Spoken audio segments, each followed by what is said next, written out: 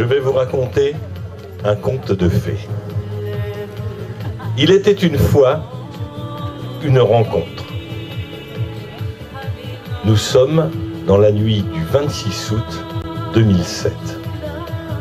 Imaginez un bar à Pau qui s'appelle le Connemara. Au printemps suivant, le ciel irlandais était en paix. Marina plongée nue dans un lac du Connemara. Sean Kelly s'est dit... Tiphaine y était allée avec son frère, sa belle-sœur, Sandrine, le meilleur ami de son frère, David. Il est là, David? Ah ben voilà. Et sa femme, Élise. Elle est là, Élise? Bonjour, Élise. Tiphaine était au comptoir quand elle vit Amandine, à l'autre bout de la salle, regarder dans sa direction.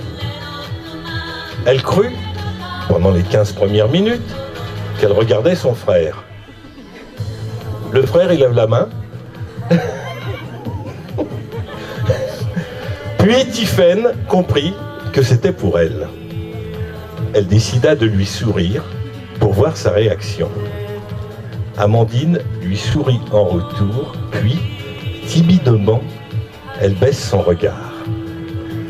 Tiphaine prit son courage à deux mains. Elle traversa la salle, peuplée de monde, puis l'invita à boire un verre avec elle. 10 minutes plus tard, elles s'embrassaient pour la première fois.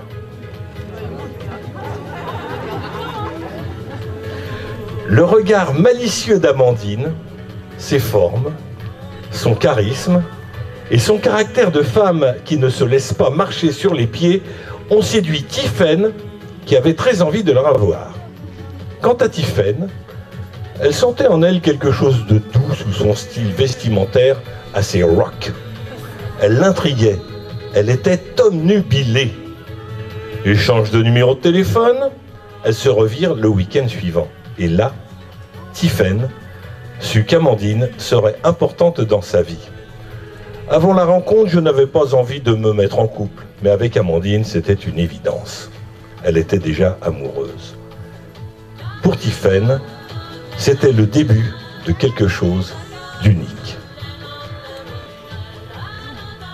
Après des années de péripéties dignes d'un roman qui vont du clic-clac qui s'affaisse dans la caserne de gendarmerie en passant par l'accident de voiture avec le chien et les déménagements successifs, nous arrivons au second volet de leur vie amoureuse, la demande en mariage. C'est un vrai roman, hein. Après, je vous expliquerai ce qu'elles m'ont fait pour les textes.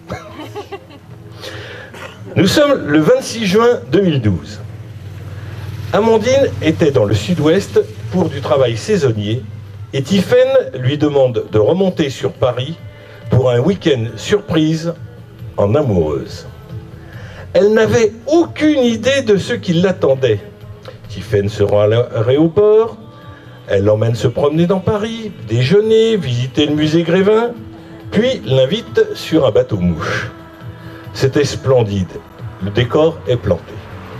Ensuite, à pied, remontant les bords de Seine, elles empruntent le pont des Arts, appelé aussi le pont des Amoureux. Tiphaine s'arrête et dit à Amandine: « J'ai un cadeau. » Toute contente, elle pense à un cadenas. Elle lui en réclamait depuis un moment déjà.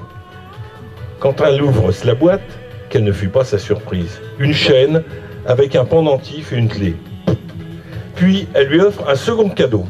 Cette fois-ci, c'est bien un cadenas. Heureuse, elle s'empresse d'accrocher le cadenas au grillage du pont, puis Tiphaine prend la chaîne et lui passe autour.